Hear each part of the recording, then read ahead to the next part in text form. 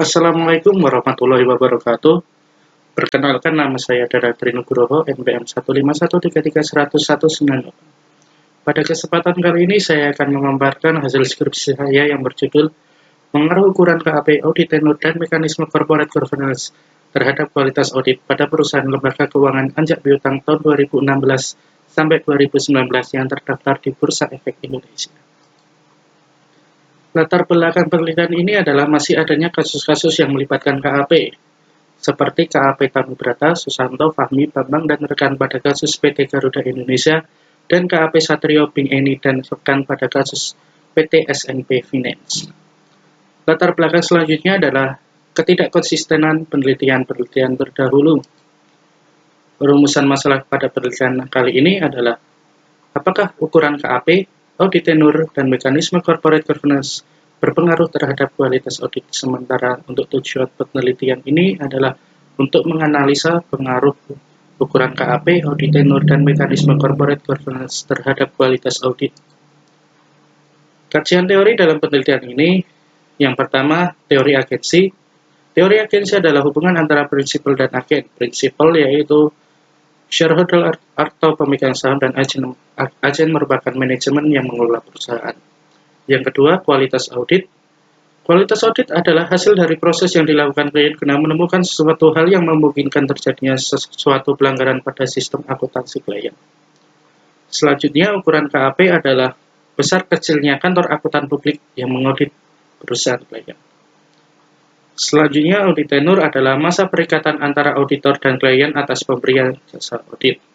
Sementara, mekanisme corporate governance adalah suatu proses dan struktur yang digunakan oleh organisasi perusahaan untuk meningkatkan keberhasilan usaha dan akuntabilitas perusahaan guna mewujudkan nilai pemegang saham dalam jangka waktu yang panjang dengan tetap memperhatikan kepentingan stakeholder lainnya berdasarkan peraturan perundang-undangan dan nilai-nilai etika. Untuk mekanisme corporate governance saya proksikan ke dalam 3. Yang pertama, komisaris independen, yang kedua komite audit, dan yang terakhir adalah kepemilikan institusional. Kerangka berpikir dalam penelitian kali ini terdiri dari variabel dependen dan 5 variabel independen. Sementara untuk perumusan hipotesis, yang pertama, H1, ukuran KAP berpengaruh terhadap kualitas audit. H2, audit tenor berpengaruh terhadap kualitas audit. H3, komisaris independen berpengaruh terhadap kualitas audit. H4, komite audit berpengaruh terhadap kualitas audit. Dan H5, kepemilikan institusional berpengaruh terhadap kualitas audit. Desain penelitian kali ini, penelitian ini merupakan penelitian kuantitatif. Dengan populasi merupakan perusahaan anjak piutang. Untuk teknik pengambilan sampel, saya menggunakan teknik purposive sampling dengan kriteria yang pertama merupakan perusahaan anjak piutang yang terdaftar di Bursa Efek Indonesia tahun 2016 sampai 2019.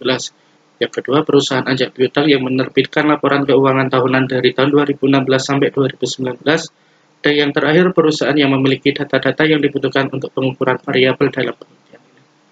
Data dalam penelitian ini merupakan data sekunder berupa laporan keuangan perusahaan yang didapatkan melalui website www.idx.go.id.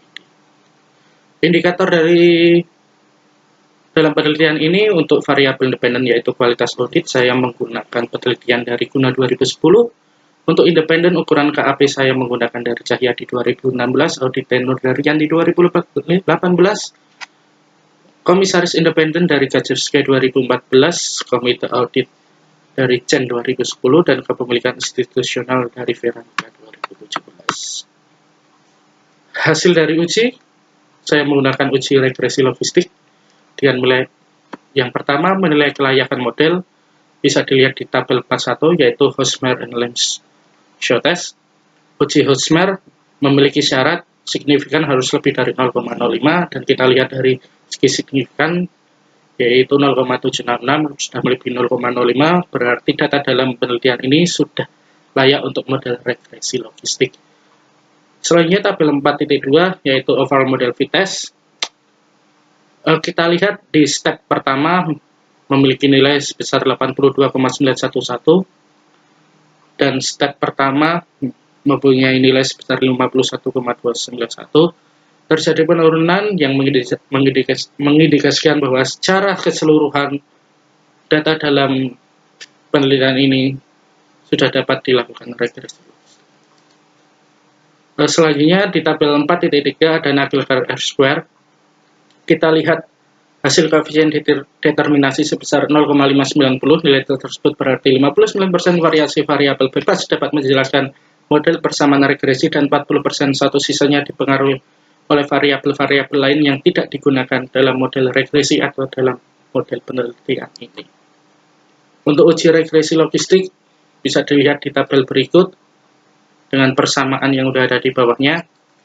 Penjelasannya, nilai intercept atau cost data adalah min 11,075 dan nilai odds ratio adalah 0. Hasil ini dapat diartikan peluang perusahaan tidak mendapatkan kualitas audit yang baik adalah 0 dibanding peluang perusahaan mendapatkan kualitas audit yang baik dengan asumsi semua variabel independen lain konstan. Kedua variabel ukuran KAP mempunyai nilai koefisien regresi sebesar 1,957 dengan nilai odds ratio sebesar 7,077.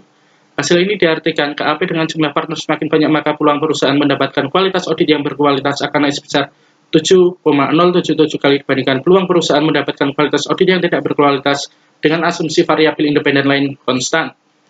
Yang ketiga, variabel pergantian audit tenur mempunyai nilai koefisien regresi sebesar minus 0,244 dengan nilai odds ratio sebesar 0,784. Hasil ini diartikan apabila perusahaan melakukan pergantian auditor, maka peluang perusahaan tidak mendapatkan kualitas audit yang baik akan meningkat sebesar 0,784 kali dibandingkan peluang perusahaan mendapatkan audit yang berkualitas. Variabel komisaris independen mempunyai nilai koefisien regresi sebesar minus 2,859 dengan nilai odds ratio sebesar 0,57. Hasil ini diartikan apabila perusahaan menaati peraturan dengan persentase komisaris independen minimal 33%, maka peluang perusahaan mendapatkan kualitas audit yang tidak berkualitas akan menurun sebesar 0,57 kali dibandingkan peluang perusahaan tidak menaati peraturan dengan asumsi variabel independen lain konstan. Variabel komite audit mempunyai nilai koefisien regresi sebesar minus 0,166 dengan nilai odds ratio sebesar 0,890. Hasil ini diartikan apabila perusahaan menaati peraturan penggunaan minimal komite audit 3 orang, maka peluang perusahaan tidak mendapatkan kualitas audit yang tidak berkualitas menurun sebesar 0,890 dengan asumsi variabel independen lain konstan. Yang terakhir, variabel kepemilikan institusional mempunyai nilai koefisien regresi sebesar 9,479 dengan nilai odds ratio sebesar 13.076,603. Hasil ini diartikan apabila perusahaan memiliki mayoritas kepemilikan institusional, maka peluang perusahaan mendapatkan kualitas audit yang baik akan meningkat sebesar 13.076,603 kali dibandingkan peluang perusahaan tidak memiliki kepemilikan institusional mayoritas dengan asumsi variabel independen lain konstan. Uji hipotesis. Kita lihat di tabel. Dari pengujian dapat disimpulkan bahwa H1 dan H5 diterima sedangkan H2, H3, dan H4 ditolak. Mengapa demikian? Karena nilai signifikan H1 dan H5 lebih rendah daripada 0,05 sementara H2, H3, dan H4 lebih tinggi daripada 0,05. Kesimpulan, hasil penelitian ini membuktikan bahwa ukuran KAP dan kepemilikan institusional berpengaruh terhadap kualitas audit, sementara variabel tenur audit, komisaris independen, dan komite audit tidak berpengaruh terhadap kualitas audit. Hasil penelitian ini juga menunjukkan bahwa secara simultan corporate governance tidak berpengaruh terhadap kualitas audit. Kenapa demikian? Karena dari 3 variabel hanya ada 1 variabel yang berpengaruh.